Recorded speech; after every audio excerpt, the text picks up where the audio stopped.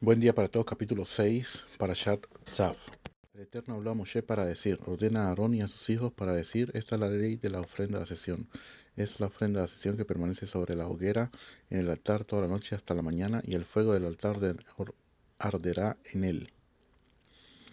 Dice Rashi, ordena a Aarón. Tzav ordena, solamente significa ur- urgir a a la realización de la tarea escrita aquí, tanto para ese preciso momento como para las generaciones futuras.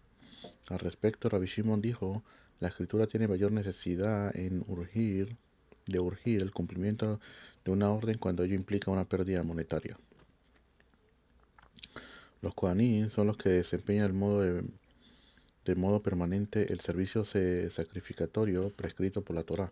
Para hacerlo deben dejar de lado cualquier otra ocupación mundana que les reporte beneficio económico. Según Rabbi Shimon, es justamente en el caso de la ofrenda de adhesión que la Torah tiene mayor necesidad de urgir a los Kohanim acerca de ella, ya que los Kohanim reciben siempre una parte significativa de las demás ofrendas, mientras de que la ofrenda de adhesión no recibe más que la piel. Lo demás es enteramente quemado en el altar. Esto implica para ello una pérdida de ingresos. Fíjate lo que es hasta tanto lo que es, como la Torah sabe lo que es el Nefesh Adam, lo que es el alma de la persona, lo que es la persona en sí, sí, de que como en el caso este, que una pérdida monetaria, en este caso una pérdida monetaria quiere decir de que ellos no reciben, en este caso, parte del Corban, del sacrificio, como en los otros los sacrificios, surge la necesidad de ordenar, o sea, como dice Rashi, de urgir, que lo haga rápidamente, para que no diga, no, esto, sino porque si no, entonces, ¿qué va a suceder? Va a decir, este corbán lo hago de último, porque ya igual este corbán no recibo nada. Prefiero hacer primero que todos los otros corbanos, los otros sacrificios, para, porque ellos sí recibo algún beneficio. Hasta tanto. Esta es la ley de la ofrenda de la sesión, dice Rashi. Vemos que este pasaje es enunciado aquí para enseñar que la quema de los cebos y de las partes del cuerpo del animal destinado a la ofrenda de sesión será válida durante toda la noche. Lo que es lo que descalifica, por ejemplo, el degolle de un animal o el sacrificio de un animal, todo eso en la noche no se puede hacer, solamente durante el día. Pero lo que tiene que ver con la quema de los cebos y las partes del cuerpo se puede hacer también en la noche, pero si lo dejaban para la noche, si no lo dejaban, lo hacían de una vez. Y también enunciada para enseñar con respecto a la ofrenda descalificada, cuál de ellas que inicialmente había subido sobre el altar deberá bajar por haber sido descalificada, y cuál de ellas que inicialmente había subido sobre el altar no deberá bajar porque seguirá siendo válida, incluso que sea descalificada. Hay unas que son descalificadas, pero en caso tal se pueden dejar, ya que las subió, se dejan. Eh, Estoy bastante alajoso sobre eso, pero no vamos a meternos sobre eso. Pues en la Torah la palabra Torah en el sentido de la ley es siempre enunciada para incluir algo no explicitado, como queriendo decir, se aplicará una sola ley para todas las ofrendas que suben al altar, e incluso para las ofrendas descalificadas que si subieron sobre el altar ya no bajarán de él. Es la ofrenda de ascensión, dice esta frase, tiene como propósito excluir el animal que copuló activamente o pasivamente con un ser humano, así como otros animales similares cuya descalificación no fue hecha en el área del santuario, sino que ya eran inválidos para servir de ofrenda aún antes de que llegaran al atrio del santuario. Como por ejemplo que le hace falta un miembro, o sea, una trefa, un animal, o sea, que ya está destinado a morir, mínimo vive otros 12 meses. Sí, varios animales que ya desde el principio no los puedes santificar, ya que no son aptos para sacrificarlos en el Betamikdash. Seguimos. El Cohen vestirá la túnica de lino a su medida y vestirá calzones de lino. Sobre su carne separará la ceniza de lo que el fuego consuma a la ofrenda de ascensión sobre el altar y lo colocará junto al altar.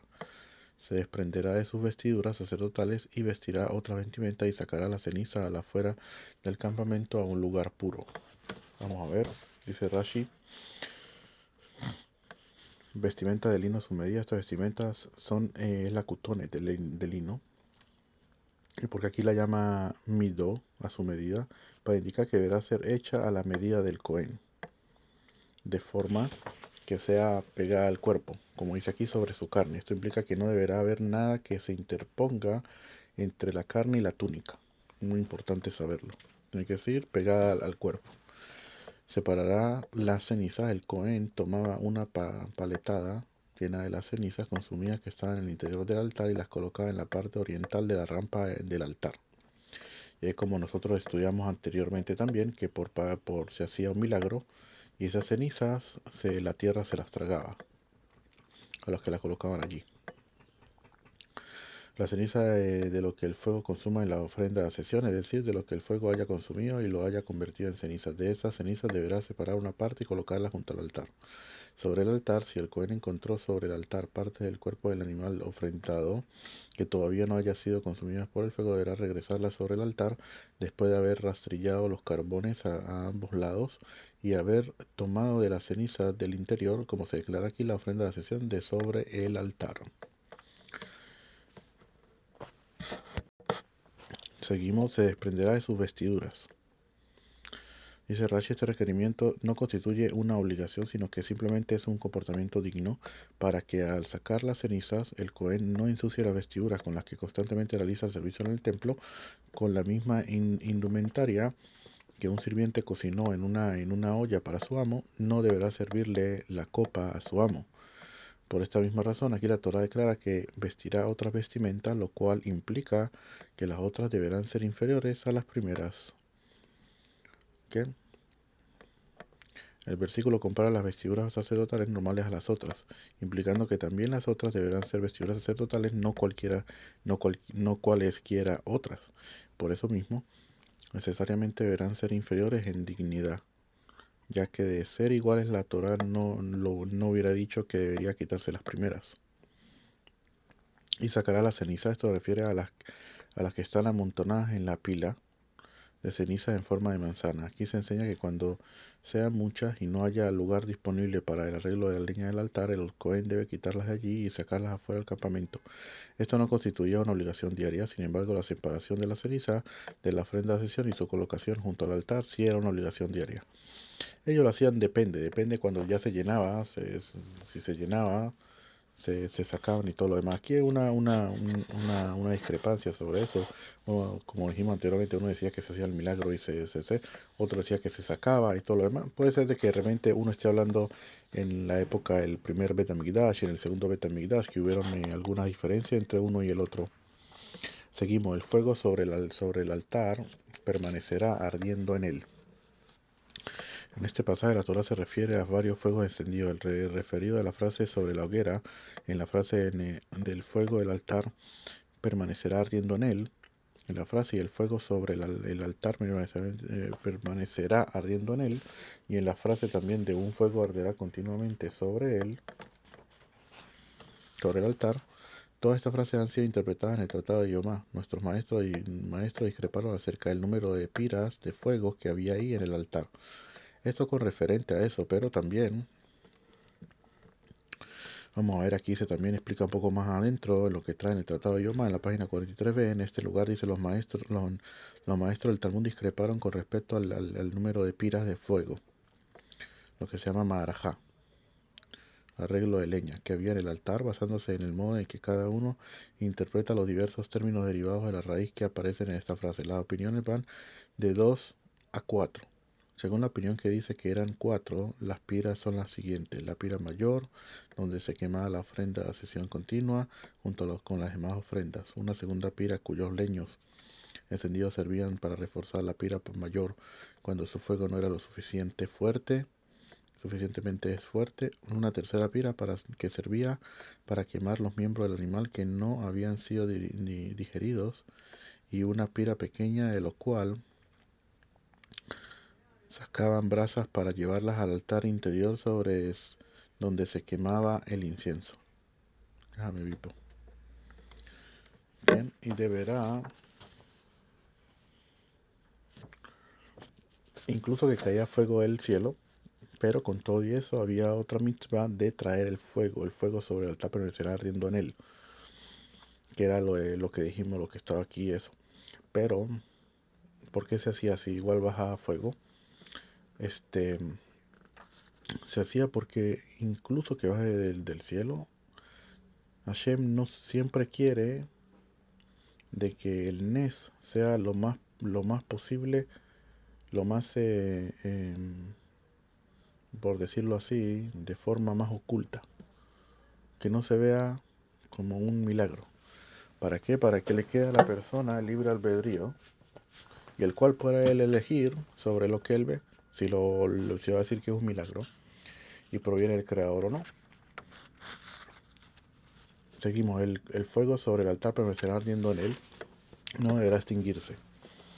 El Cohen encenderá leña en él cada mañana, arreglará sobre él la ofrenda de ascensión y sobre él hará que ardan enumeradas los cebos de la ofrenda de paz. Arreglará sobre la ofrenda de ascensión, esto se refiere a la ofrenda de ascensión continua, la que se hacía 2 veces al día, todos los días, lo cual era la primera de las ofrendas del día, y donde aprendemos que no debía haber nada que precediera la ofrenda continua de la mañana. De que aquí el versículo dice la ofrenda de ascensión, con lo cual se implica la primera ofrenda de todas. Dice el Gurarie, puesto que era la única que era ofrecida diariamente, esta era la ofrenda de ascensión por definición. Por eso se llama tamid de forma continua. ¿Okay? Los cebos de la ofrenda de paz. Seguimos, ¿verdad? Ofrenda de paz, es decir que si, si es que se ofrecen allí ofrendas de paz. Nuestros maestros aprendieron de aquí la expresión alea, que quiere decir sobre, es decir, después de la ofrenda de ascensión de la mañana. La intuición dice, la frase indica que debes completar todas las ofrendas después de la ofrenda de ascensión de la mañana. De aquí infirieron que nada deberá ser ofrecido después de la ofrenda de ascensión continua de la tarde. Seguimos, un fuego continuo arderá sobre el altar, no deberá extinguirse. Un fuego continuamente. Esta frase significa un fuego del cual se declara continuamente. Ese fuego es aquel del cual se encienden las candelas del candelabro. Se encienden las candelas del candelabro como se declara con respecto a él para encender la candela continuamente. Aquel fuego también debe ser encendido de lo que estaba sobre el altar exterior. No deberá extinguirse. La persona que extinga el fuego que está sobre el altar transgrede 2 mandamientos prohibitivos. Puesto que la frase dice no deberá extinguirse, es enunciada 2 veces, una en este versículo y otra en el versículo precedente. Cada mención implica un mandamiento prohibitivo. De esto es muy interesante también que los comentaristas dicen sobre ese fuego que tiene que estar continuo, arderá sobre el altar. También que la persona tiene que también arder el fuego de la Kedushá, de la santidad sobre él, que siempre esté ardiendo sobre él. No deberá extinguirse. Porque cuando en verdad el Yetzer Hara tiene posesión de la persona como tal. Cuando la persona se extingue, cuando la persona no tiene, ha dejado de estudiar, ha dejado de aquí, ya no es lo mismo, ya el fuego se va disminuyendo, ya el fuego, hasta que el fuego prácticamente se extingue, ahí el Yetzer Hara prácticamente tiene poder sobre la persona por completo. Es muy importante. Y esta es la ley de la oblación, dice Rashi. Esto implica que todas las oblaciones se les debe aplicar una sola ley. Todas ellas requieren el aceite y el incienso enunciados en esta sección, pues se podría haber pensado que únicamente requieren aceite o incienso la oblación de un israelita, ya que de ella se toma un puñado de 3 dedos de harina para ofrecerla en el altar, pero con respecto a la oblación de los Kohanim, que es enteramente consumida en el altar, de donde aprendemos que también requiere aceite e incienso. Justamente para ello este versículo declara, esta es la ley, o sea, está la ley para todos, lo que se llama un Minyan Av. Minyan Av es un tipo de estudio en la Torah, de la cual se estudia de una palabra, algo que dice la Torah, se le aplica la misma ley a todos. Eso se llama Minyan Av. Seguimos, y esta es la ley de la oblación. Los hijos de Aarón la traerán delante del Eterno Hacia el frente del altar de ella separarán con un puñado de 3 dedos un poco de semola de la oblación y un poco de su aceite y todo el incienso que, que, que está en la oblación, y hará que arda enumerada sobre el altar en fragancia placentera su porción memorial al Eterno, y lo que sobre de ella Aarón y sus hijos lo comerán, deberán ser comidos sin leudar en un lugar sagrado, en el atrio de la tienda de la cita lo comerán. No deberán ser horneados con levadura, como porción suya lo he dado de mis ofrendas ígneas. Es sumamente sagrado como la ofrenda de pecado y la ofrenda de culpa. Todo varón de entre los hijos de Aarón lo comerá. Es un estatuto perpetuo para sus generaciones de las ofrendas ígneas del Eterno. Todo lo que las toque será consagrado. Entonces, vamos a ver lo que nos dice aquí Rashi. La traerá, entonces se refiere al acercamiento de la ofrenda al cuerno sudoeste del altar.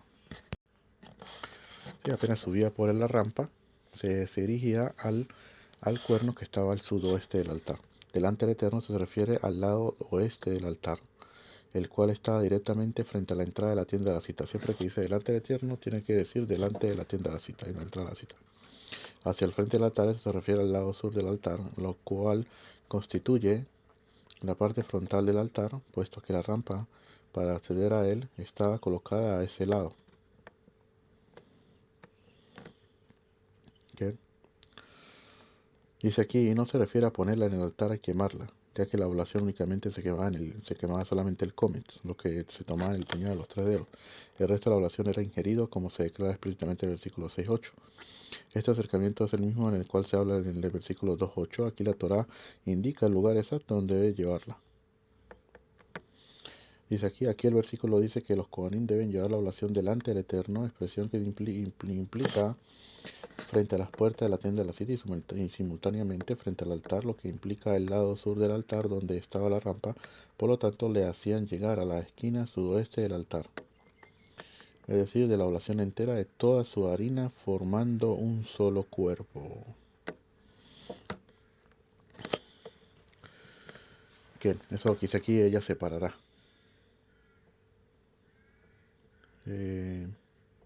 Es decir, de lo que esté unido. Esto quiere decir que haya un décimo de fa de harina completa de un solo golpe en el momento de tomar el puñado de 3 dedos de la harina. Es decir, el decir de que debe separar de él el comet implica que toda la harina debe estar reunida en un solo recipiente. Con su puñado de 3 dedos, esto quiere decir que no haga un recipiente para tomar la harina cuya medida sea equivalente a un puñado de 3 dedos, sino que tome la harina directamente con la mano. Un poco de semola la obligación de la oblación y un poco de aceite. De aquí se aprende que el puñado de 3 dedos de harina deberá ser tomado de la parte donde haya más aceite. Ya fe. La oblación, eso implica que la oblación debe ser revuelta con otra. El uso del artículo determinado la oblación implica que se habla aquí de una oblación bien definida singular, y todo el incienso que está en la oblación y hará que arda enumerada.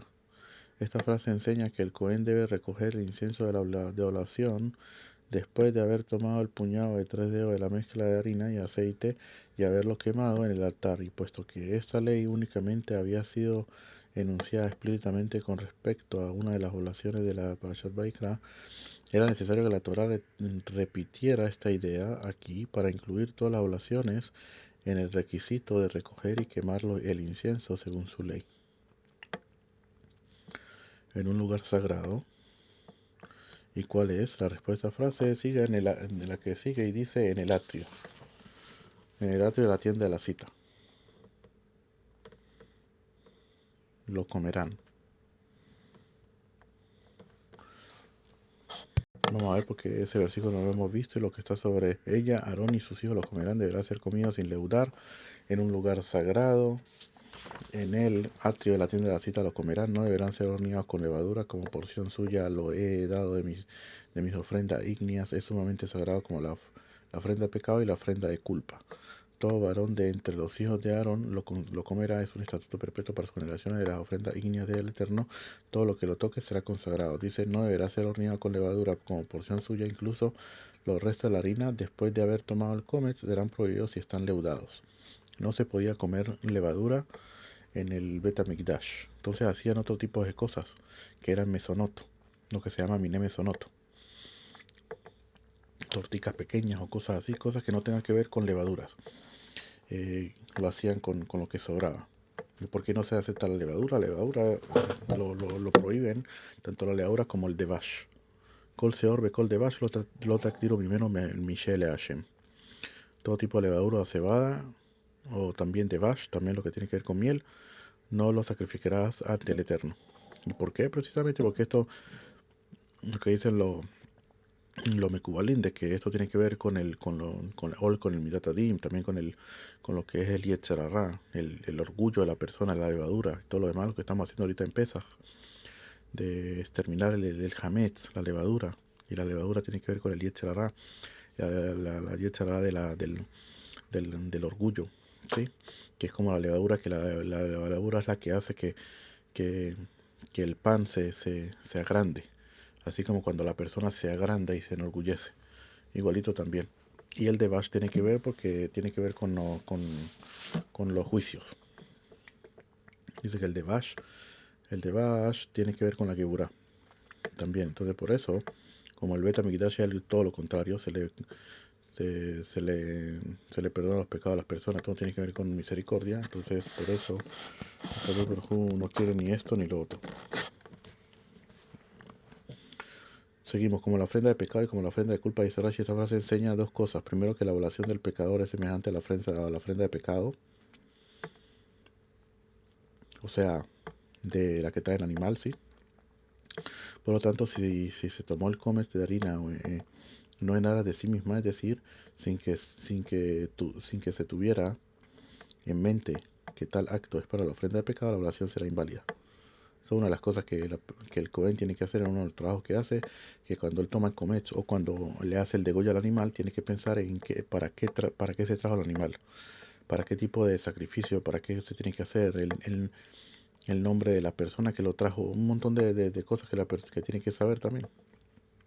Por su parte, la oblación voluntaria es semejante a la ofrenda de culpa.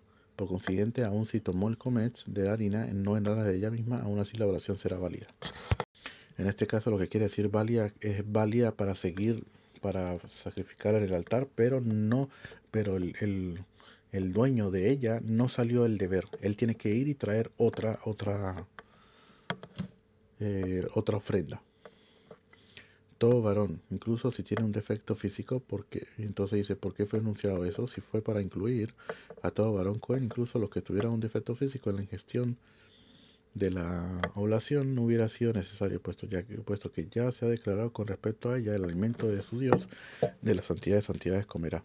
Por tanto, esta expresión fue enunciada aquí para incluir en la repartición de la oblación a los que tengan un defecto físico.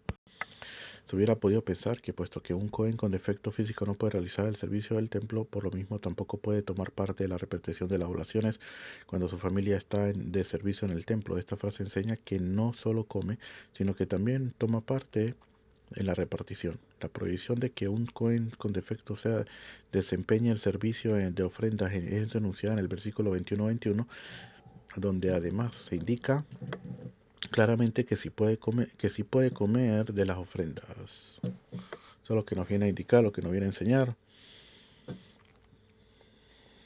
Eso obviamente todo lo que tiene que ver con referente a la Torah oral, de lo que se entiende de cada versículo, lo cual sin ello no se podría entender en absoluto qué es lo que nos viene a decir la Torah. Todo el que las toque, dice aquí, todo se refiere a ofrendas santas de grado menor, o cosas profanas que entran en contacto con esta oblación y que absorban de ella.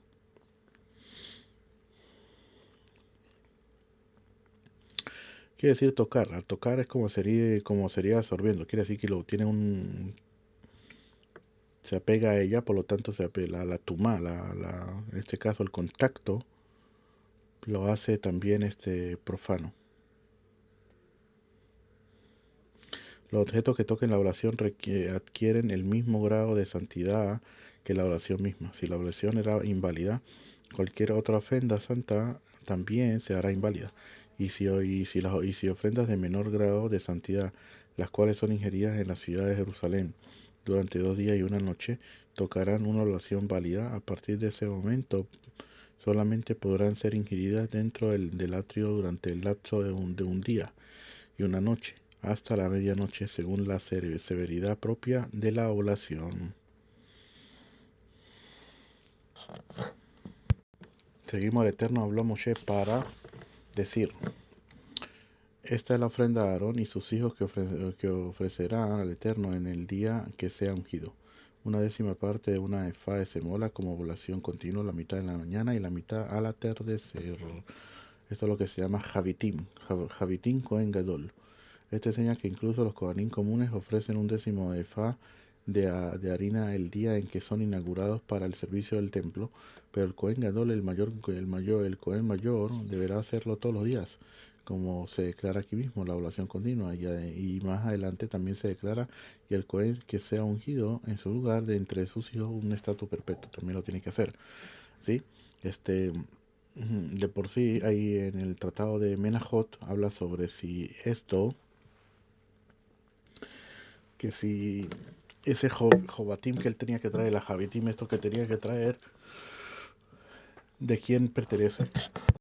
Si lo sacan del dinero de la comunidad de Israel, o no, tiene que venir del Cohen mismo. Bueno, es que dicen que tiene que venir del Cohen mismo, del bolsillo del Cohen mismo. Muy interesante. Ella habla sobre el Cohen, como tenía que traer en la mañana y en la noche, y él tenía que traer una cantidad que ahí dice cuánto es la cantidad que tiene que traer. Entonces, si él podía traer la mitad en la mañana y la mitad en la tarde, dice, no, tenía que traer toda la cantidad en el mismo día en la mañana. Y la mitad la colocaba para la mitad y la otra mitad para la noche. Y con eso hacía unos tipos de panecillos, cosas así pequeñas y cosas de esas que él después se comía también. Entonces, ¿qué pasa si, por ejemplo, él se invalidó, el Cohen Gadol se invalidó, o se murió, por ejemplo, alcanzó a hacer solamente el de la mañana, el de la tarde no lo hizo, pero ahí está la harina, si se puede tomar para hacerla o no. No se puede tomar, simplemente se bota. Y el Cohen que se va a colocar en nombre de él es el que tiene que traer la otra mitad. Se le escaldaba en agua hirviente todo lo necesario, horneada repetidas veces. Se le horneaba repetidas veces, ya que después de haberla escaldado en agua hirviente se le horneaba en un horno y luego se le freía en un sartén. La oblación en parte, esta frase enseña que la oblación precisaba ser partida, pero esto no requiere decir que era literalmente partida en pedazos y moronas, ya que de esta oblación no se tomaba el comet de harina, sino que se la doblaba en dos y luego se la volvía a doblar en 4 partes vertical y horizontalmente pero sin realmente separarla en pedazos, y así se le quemaba en los fuegos de altar. Que sea ungido en el lugar de entre sus hijos. Esta frase significa el que sea ungido de sus hijos en su lugar. ¿Sí? El Cohen que sea ungido en su lugar de entre sus hijos lo llevará a cabo. Es un estado perpetuo para el Eterno. Enteramente será quemada, enumerada. Toda oblación de un Cohen debería ser. Dice aquí eternamente será quemada, enumerada. Dice Rashi, esta oblación no está sujeta a que se tome de ella el comet de harina, de tal modo que sus restos podrían ser ingeridos, sino que es quemada enteramente. Y lo mismo se aplica a la respuesta. La respuesta será dada en el siguiente comentario. Seguimos, toda oblación de un Cohen deberá ser, o sea, toda oblación que sea voluntaria al Cohen, deberá ser ofrecida enteramente, no podrá ser comida. O sea, en este caso se ofrece todo y para él no queda nada. ¿Okay? Todo será igualmente ofrecido al Altísimo. El Eterno habló a Moshe para decir, habla a Aarón y a sus hijos para decir, esta es la ley de la ofrenda de pecado, en el lugar donde sea degollada la ofrenda de la sesión, pues será degollada la ofrenda de pecado, delante del Eterno es sumamente sagrada. El Cohen que la haga ofrenda de pecado la comerá. En un lugar sagrado deberá ser comida en el atrio de la tienda de la cita. Todo lo que toque su carne será consagrado, y si se rocía de su sangre sobre una vestimenta, lo que haya sido rociado deberá ser lavado en un lugar sagrado. Vamos a ver, aquí dice que la haga ofrenda de pecado, es decir, aquel cohen que desempeña su servicio de tal modo que el animal se convierte en ofrenda de pecado por medio de él. Por medio de él. Dice que la ofrenda haga, que la ofrenda, que la haga ofrenda de pecado la comerá, es decir, aquel que sea apto para el servicio del templo, lo cual excluye a una que fuese impuro en el momento de arrojar la sangre, el cual no toma parte de la carne de esta ofrenda. Y es imposible afirmar que este pasaje prohíbe que los demás Kohanim la ingieran, a excepción del que arroja la sangre, puesto que más abajo se declara explícitamente: todo varón entre los Kohanim podrá comerla. Todo el que toque su carne, es decir, toda sustancia alimenticia que la toque y que absorba de ella, se volverá santo, en el sentido de que cuando la toque se volverá exactamente igual que ella. Si la ofrenda de pecado era inválida, lo que lo toque será inválido, y si era válida deberá ser comido con todas las severidades que ella tiene.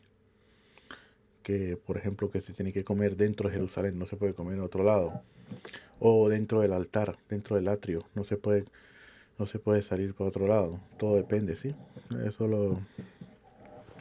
Y se rocía de su sangre sobre su vestimenta, es decir, y si se ha rociado de su sangre sobre una vestimenta, ese sitio de sangre en la vestimenta que ha sido rociada deberá ser lavado dentro del atrio del santuario. Lo que haya sido rociado significa será rociado, dice Rashi. Vamos a ver. Seguimos. Un utensilio de barro en el cual haya sido cocinada deberá ser roto, y si fue cocinado en un utensilio de cobre deberá ser frotado y enjuagado en agua. Porque el utensilio de barro de aquí dice que donde se cocinó deberá ser roto? Dice Rashi, porque el jugo de la carne que fue absorbido por el utensilio se convierte en notar. Y la misma ley se aplica para todas las demás ofrendas consagradas. O sea que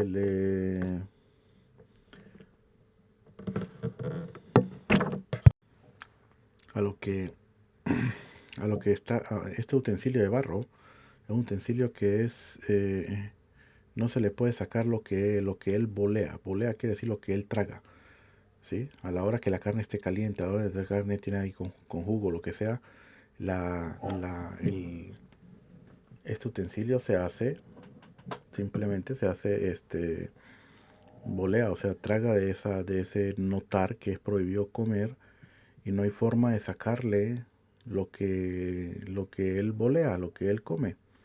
Entonces en ese caso no queda otra sino simplemente romperlo.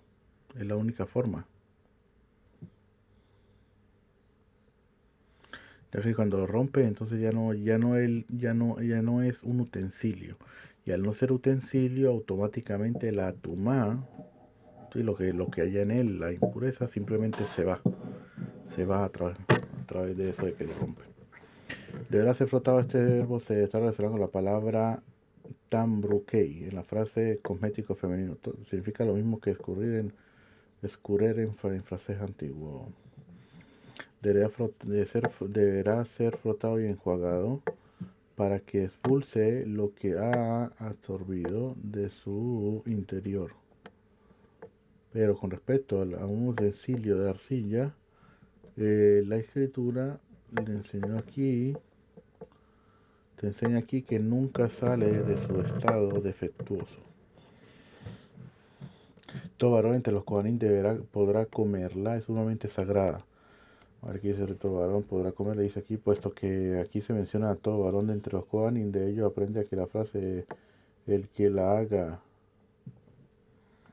o sea, el que haga la ofrenda de pecado mencionada más arriba, no tiene como propósito excluir a los demás Kohanim.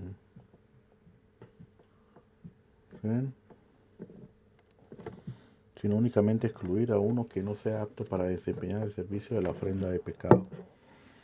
Y para terminar, el último versículo dice, y cualquier ofrenda de pecado, de cuya sangre algo haya sido llevado a la tienda de la cita para hacer expiación en el santuario, no deberá ser comida, en el fuego deberá ser quemada.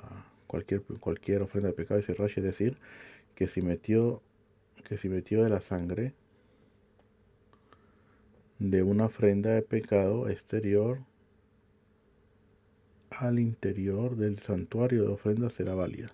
Y cualquier, con este término se incluye a las demás ofrendas consagradas, es decir, son incluidas dentro de la ley que estipula que si su sangre fue introducida indebidamente en el santuario, la ofrenda es inválida y deberá ser quemada.